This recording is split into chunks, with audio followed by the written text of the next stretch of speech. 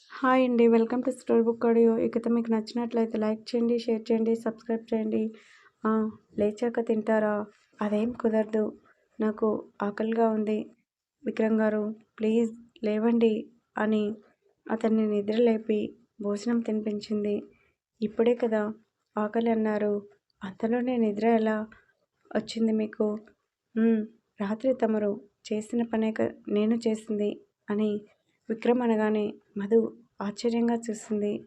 ఏంటి అలా చూస్తున్నావు? నైట్ నువ్వు చేసిందేంటో గుర్తులేదా? ఎందుకు లేదు? ఉంది. పడుకున్నాను. అంతే కదా? ఏంటి అంతే కదా? నా ఆ టైంలో అసలు ఎవరికైనా నిద్ర అనేది వస్తుందా? అని కోపంగా చూశాడు. ఎవరికి రాదు. ఎవరికి రాదేమో కానీ నాకు వస్తుంది అని అన్నం కలుపుతూ మీరు వచ్చిన టైంకే మంచి మత్తుగా పడుకున్నాను. రాగానే మీరు మొదలుపెట్టాడు. ఎలా ఆపుకోగలను నిద్ర? ఇష్టం ఉంటే నిద్ర ఎందుకు ఆపకూడదు? అయినా నీకు నేను ముందు నుంచి ఇష్టం లేదు కదా, అందుకే కదా నైట్ పస్తులు పెట్టావు. ఇష్టం లేకుండానే మీ చేత ముడుములు వేయించుకుంటానా అని ముద్ద పెడుతూ పైకి కనిపించరు కానీ మీకు చాలా ఉడుకుమోతు తనం ఎక్కువ. ఇదైతే నిజమే మధు. కానీ నీ దగ్గరే నా ఎమోషన్స్ అన్నీ చూపిస్తాను. నా దగ్గరే ఎందుకు చూపిస్తారు? ఆ! నువ్వు నా పెళ్ళానివి కాబట్టి నీ దగ్గర చూపించకపోతే ఎవరి దగ్గర చూపించను? పక్కింటి వాళ్ళ దగ్గర చూపించనా? మీకు ఈ రకంగా కూడా కోరికలు అంటే చూపించుకోండి. ఎవరు వద్దు అన్నారు? పైకి కనిపించవు కానీ నాకన్నా కంత్రివి తెలుసా? ఏయ్ నిన్ను అంటూ కోపంగా చూస్తుంది. ఏంటి మర్యాద తగ్గుతుంది? తోలు తీస్తాను. కాల్ మీ ఏమండి? ఏమండి? మీరు నన్ను కంత్రి అనేయొచ్చు. నేను మాత్రం అనకూడదు అని విక్కీ చేతిని వాటర్ బాటిల్ ఇచ్చింది. నువ్వు నా భార్యవే, ఏమన్నా అంటాను అన్నాడు. నువ్వు నా మొగుడివి. నిన్ను నేను ఎన్ని అయినా అంటాను అంటూ ఆగిపోయింది. అప్పటికే విక్కీ తన చూపులతో ఆమెని స్కాన్ చేస్తున్నాడు. ఏమన్నావు? మళ్ళీ అను. ఏం అనలేదు. నేను ప్లేట్ కింద పెట్టేసి వస్తాను. డ్రామా చేయకు. ఒక్కటిస్తాను అంటూ మధుని మీదికి లాక్కుని ఏమన్నావు నన్ను? మీరు ఏమన్నారో నేను అదే అన్నాను అంది.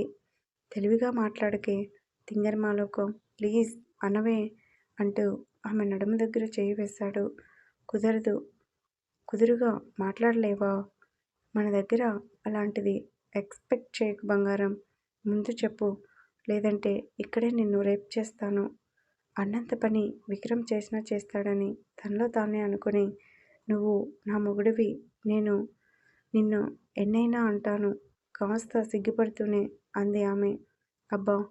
ఫీల్ లేదే. మళ్ళీ చెప్పు అన్నాడు. ఇంక నేను చెప్పలేను విక్రమ్ గారు. వదలండి. నాకు బయట పని ఉంది.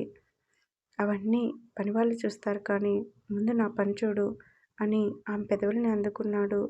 అడ్డు చెప్పలేదు మధు. అతనికి సహకరిస్తూనే తన ప్రేమను చూపించింది.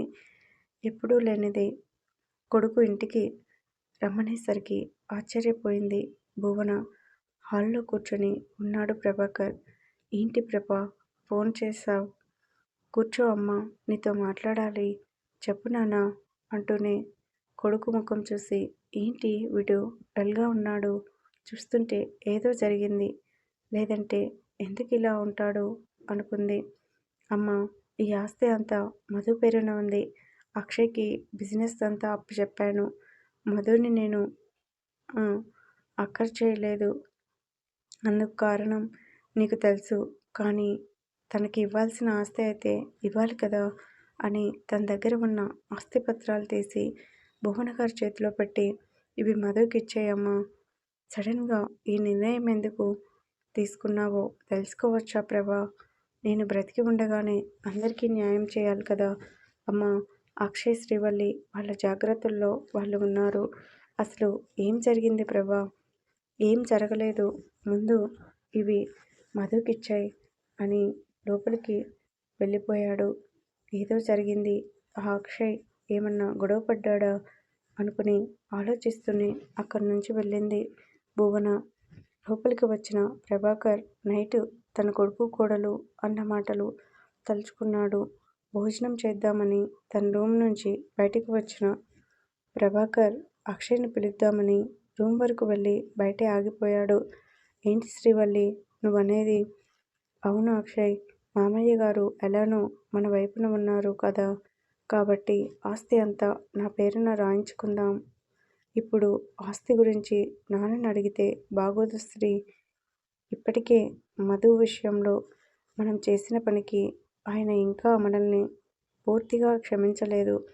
ఇప్పుడు ఈ విషయం మాట్లాడితే ఆయన మన గురించి ఏమనుకుంటారు? మీ నాన్న మన గురించి ఏమనుకుంటే మనకెందుకు? రేపు మన పుట్టే పిల్లలకి అన్నీ సమకూర్చాలి అంటే మనకి కావాల్సింది డబ్బు. అది ఇప్పుడు మధు రూపంలో ఉంది.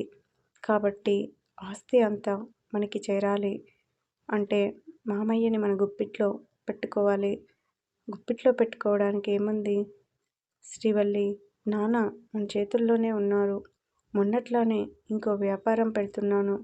డబ్బు కావాలి, లేదంటే సైట్ కావాలి అని మధు పేరున ఉన్న స్థలాలు, పొలాలు, తోటలు అన్నీ మన పేరున వచ్చేలా చేస్తాను. దీనికి నువ్వు పెద్దగా స్కెచ్ వేయవలసిన అవసరం లేదు. ఆస్తి మన చేతికి రాగానే బిజినెస్ అంతా అమెరికాలో రన్ చేయటం, క్షణం కూడా మనం ఇక్కడ ఉండవలసిన అవసరం లేదు. ఇక్కడే ఉంటే నాన్న చెప్పినట్టు వ్యాపారం చేస్తూ కూర్చోవాలి. అది నా వల్ల కాదు. ఇక్కడ మన ప్రాపర్టీ అంతా తీసుకుని అమెరికా వెళ్ళి అక్కడే సెటిల్ అవుదాం. కానీ మామయ్యని మనమే చూడాలి. ఏమో ఆయన అమెరికా వస్తారంటావా? రాకపోయినా పర్లేదు. నెల నెల ఖర్చులకు డబ్బులు పంపిస్తే సరిపోతుంది. ఉందిగా నాన్న ప్రేమ కోసం పరితపించే మధు. దానికి ఒక్క ఫోన్ చేసి మాట చెప్తే చాలు. నాన్న చీ అన్నా తూ అన్నా విసుక్కున్నా సరే కంటికి రెప్పలా చూస్తుంది. మీ చెల్లి ఒకప్పటి మధు కాదు బాబు, విక్రమ్ భార్య అంది శ్రీవల్లి.